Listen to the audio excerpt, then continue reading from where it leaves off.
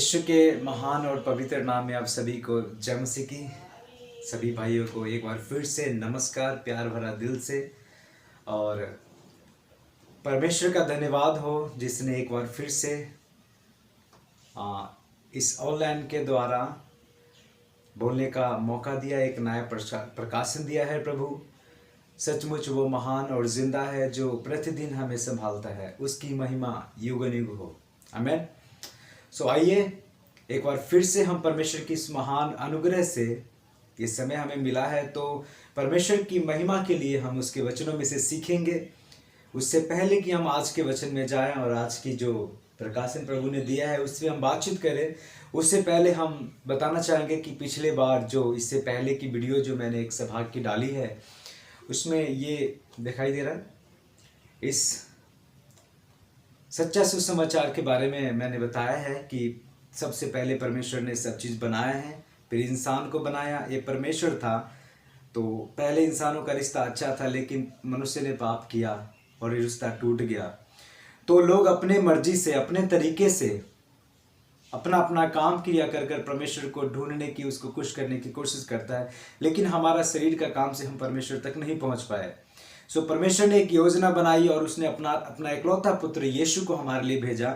यीशु मसीह क्रूस पर अपना जान दिए, उसके खून के द्वारा हमारा पाप जो है धुला, और फिर वो मारे गए और दफनाए गए और तीसरे दिन मुर्दों में से जिंदा हो गए और फिर वो स्वर्ग में चले गए। सो इस सुसमाचार को मैं पिछले सभा में बताया था और मुझे बहुत खुशी है कि काफ़ी लोगों ने उस वीडियो को देखा है और काफ़ी लोगों ने उसको लाइक किया है। बहुत बहुत शुक्रिया। परमेश्वर आप सभी को आशीष दे। तो आइए हम इस नई पाठ में, ये नया वीडियो में हम एक नई चीज़ की बात करेंगे।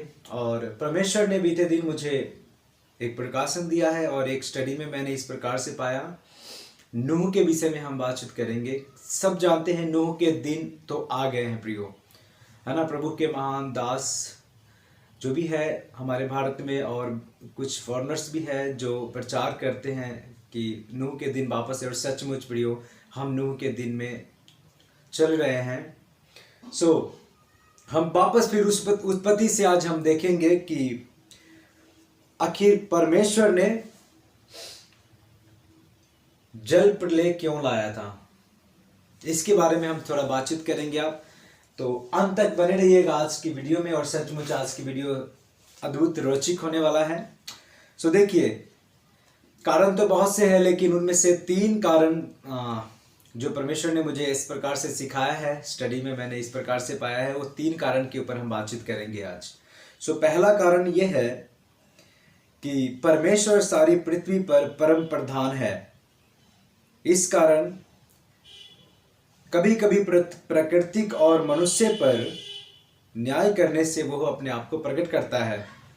दूसरा है, जल प्रलय का सबसे अधिक प्रभावित तरीका संसार को शुद्ध करने का था, उसे धोकर साफ करता ताकि दुष्टता का एक निशान भी ना पाई जाए। और जब आप देखेंगे वहां पे, तो जो नूह ने कबूतरी को छोड़ा था, कबूतर को, वो कहीं पे भी जगह नहीं पाया था, है ना। जब हम 8:9 में देखते हैं तो उत्पत्ति।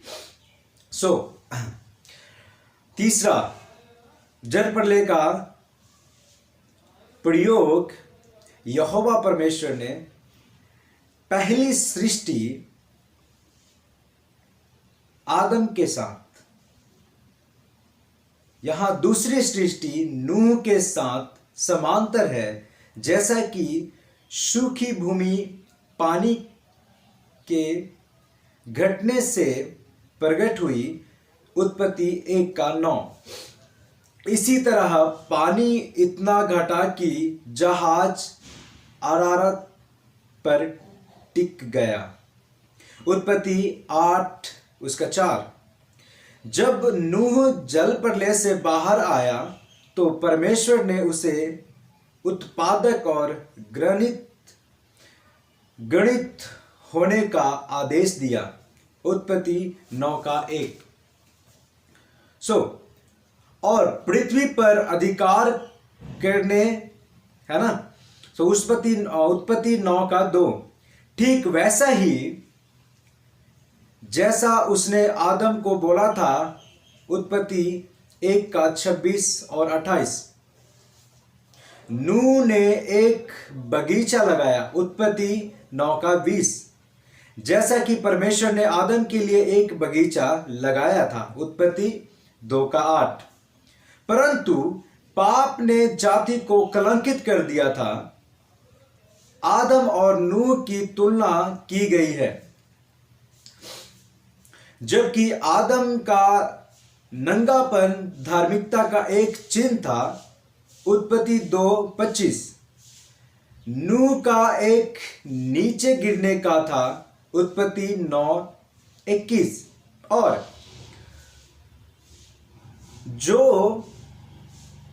उसके पोते कनान को श्राप देने के कारण समाप्त हुआ था, 9:25-27। 25-27 से पढ़ेंगे तो आपको मिल जाएगा। और उत्पत्ति 6:9, 8 और 22 ये वचन बताता है कि मूल भाव महत्वपूर्ण है। परमेश्वर संपूर्ण पृथ्वी का न्याय दर्शाया गया है। एक शब्द में उसने धर्मियों और अधर्मियों के बीच विभेद किया था। शुद्ध और अशुद्ध, तो जो शुद्ध था वो परमेश्वर का था। एक दूसरा मूल भाव यह है कि परमेश्वर ने अपने अनुग्रह को प्राप्त करने वालों है तो अपरति बनाई। इस कारण चेतावनी यह है कि वे जो अनुग्रह के पाने वाले होने का दावा करते हैं, उन्हें परमेश्वर के साथ धार्मिकता में चलना चाहिए और पापियों से दूर रहकर। हालेलुया। सुप्रियो, ये जो मैंने सीखा है आज की स्टडी में, मैंने आपको बताया है कि किस प्रकार से परमेश्वर ने नूह को बचाया है। लेकिन याद रखना, बाइबल एक ऐसा शुद्ध और साफ सुथरा किताब है जो कभी भी किसी की गलतियां भी नहीं छुपाती। नूह ने जब अच्छाई किया तो बाइबल ने उसके विषय में बताया है कि जब आप आगे पढ़ेंगे, जैसे कि मैंने बताया था कि उत्पत्ति अगर 6:9-8-22 पढ़ेंगे, इसमें दर्शाया गया है कि नूह धर्मी था, नूह परमेश्वर के साथ चला था, है ना। तो हर एक वो लोग जो आज हर एक व्यक्ति कहते हैं कि हम अनुग्रह के अधीन हैं, हम अनुग्रह के अधीन हैं, हम पर यीशु मसीह के दया हुआ है, नो डाउट। परमेश्वर की दया से हम सब ने एक नया जीवन पाया है प्रभु यीशु मसीह के ऊपर विश्वास करने के द्वारा और उसके लहू से धुलने के द्वारा हम सब एक नया जीवन पाए हैं, ठीक है। लेकिन यहां पर परमेश्वर का वचन कहता है कि जो कोई भी अनुग्रह में रहने का दावा करता है, उनको परमेश्वर के संग चलना चाहिए, पापियों से दूर रहकर और एक पवित्र जीवन जीने का रास्ते पर चलना चाहिए ना, पवित्र जीवन जीना चाहिए। और आज हम देखते हैं प्रियो कि हमारा जीवन से, कई बार हमारा जीवन से लोग हमारे प्रभु को पहचानते हैं और कई बार हमारे ही जीवन से लोग हमारे प्रभु को बुरा भला कहते हैं।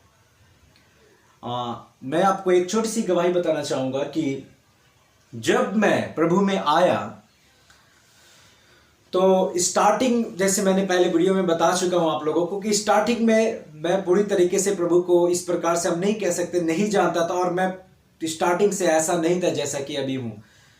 तो उस समय जब हम कुछ गलतियां करता था मैं, तो मेरा एक दोस्त मेरे साथ रहा करता था, जो पहला मैंने सुसमाचार उसी को सुनाया था, मेरे साथ रहा करता था।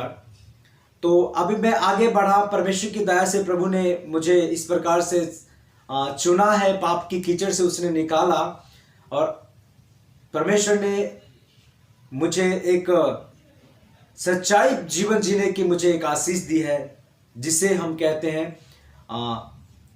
आमने सामने के जीवन, है ना। लेकिन अफसोस है कि जब मैं प्रभु में आने के बाद जो बुराइयां करता था, तो मेरा एक दोस्त जो मुझे देखता था वो आज आज भी मुझे उस नजर से ही देखता है वो। सो याद रखना कि कभी कभी हमारा जीवन किसी के लिए ठोकर का कारण बन जाता है। तो जितने भी प्रभु में हैं हम भाई बहन, हम सबको एक सिंपल और एक उदाहरण वाली जीवन जीनी चाहिए, जिसको देखकर लोग हमारे प्रभु को याद करें। नो डाउट परमेश्वर ने ये जीवन जीने की आशीष सबके पास दी है। अगर किसी के पास नहीं है तो बस उन्हीं लोगों के पास नहीं है जो प्रभु पे विश्वास नहीं करते। जितनों ने विश्वास किया, जितनों ने उसे ग्रहण किया, उतनों ने उसे परमेश्वर का संतान होने का अधिकार दिया। और अर्थात जो कोई उसके नाम पर विश्वास करते वो ना लहू से और ना शरीर से, ना मनुष्य की इच्छा से, परंतु परमेश्वर की ओर से उपस्थित हुए हैं। और यीशु मसीह का ये प्रेम जो पवित्र आत्मा के द्वारा हमारे अंदर डाला गया है, वही हमें संपूर्ण जीवन कैसे मसीह में चलना है हमें जीना सिखाता है। तो हमें जो आज का वचन जो हमने पढ़ा है कि जिस प्रकार से परमेश्वर ने नूह को बचाया, उसी प्रकार से परमेश्वर ने हमें भी बचा सकते हैं इस समय में, जबकि नूह के समय के जैसा लोग आजकल ऐसे नाशक, मतलबी, डिंगमार और व्यभिचारी हो गए हैं। ऐसे समय में परमेश्वर हमें बचाने की क्षमता रखते हैं, आज के वचन से हमने देखा है। लेकिन हमें परमेश्वर के संग चलना है, हमें प्रभु के लहू में कवर होकर और यीशु के साथ चलना है। नूह के समय में पवित्र आत्मा अंदर नहीं था, लेकिन आज परमेश्वर ने हमारे अंदर अपने पुत्र के द्वारा परमेश्वर ने एक पवित्र आत्मा दिया है। तो अब तो और आसान है ये जिंदगी जीना। सो याद रखना, प्रतिदिन प्रार्थना करना है और परमेश्वर का वो जो सहायक हमें दिया गया उसकी सहायता के द्वारा अपने जीवन को व्यतीत करना है। याद रखना, हमारे भले के काम से हम परमेश्वर को खुश नहीं कर सकते। याद रखना, हमारे जितने भी अच्छे काम क्यों ना हो, उसकी नजर में मैले चितरे कपड़ों के समान है।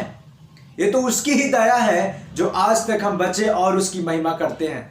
तो क्यों ना हम उसके दिए हुए आत्मा के अनुसार ही जिंदगी कटाए। हालेलुया। सो आज के वचनों के द्वारा परमेश्वर आप सभी को आशीष दे और प्रतिदिन परमेश्वर के साथ संगति रखिए। जितने भी लोगों तक प्रभु का शुभ संदेश नहीं पहुंचा है उन तक पहुंचाइए, क्योंकि वो ऐसे में से है जिनका रिश्ता परमेश्वर के साथ टूटा है। हालेलुया। सुप्रियो, जब आप किसी को यीशु के बारे में बताते या फिर हम किसी को यीशु के बारे में बताते हैं तो ऐसे समझ सकते हैं कि वो एक बेटा है परमेश्वर का जो कि भटका हुआ है। और जब हम इस सुसमाचार बताते हैं और वो विश्वास करता है तो हम महान परमेश्वर के पुत्र को, उसके बेटे, एक और बेटे से मेल मिलाप करा देते हैं उसको। अब देखिए, संसार में किसी के बेटे को कोई मार रहा है या फिर कोई अधमुरा पड़ा हुआ है, कोई मदद करने वाला नहीं है, या फिर कोई गुम हो गया है और आप उसको बचाकर उसके माता पिता के पास लेकर जाते हैं तो वो कितना खुश हो जाता है। इसी प्रकार अगर आप एक व्यक्ति को भी सुसमाचार बताते हैं और आपके द्वारा वो बच जाता है तो इसका प्रतिफल आप कभी नहीं खोएंगे। यस प्रियो, इसलिए जो प्रभु के दास होते हैं ना, जो सच में जो सुसमाचारक होते हैं, वो इसलिए आशीषित होते हैं वो, क्योंकि वो उस दर्द को पहचानते हैं, पिता से पुत्र को दूर होने का दर्द। इसलिए वो घूम घूम कर प्रचार करते हैं। और बहुत सारे लोग हैं जो उसके ऊपर सताव करते हैं, बहुत सारे लोग हैं जो उनको बुरा भला कहते हैं। पीछे मेरा एक दोस्त है लुधियाना से, प्रोफेट संजय जी, बहुत अच्छे दोस्त मेरे और काफ़ी बार मिले भी हैं हम। और देखिए, बीते दिन वो एक जगह पे प्रचार कर रहे थे और उनको लोगों ने बुरा भला कहा आकर और उनके साथ गलत सलूक किया है और बाइबल को भी जला दिया गया है वहाँ पे।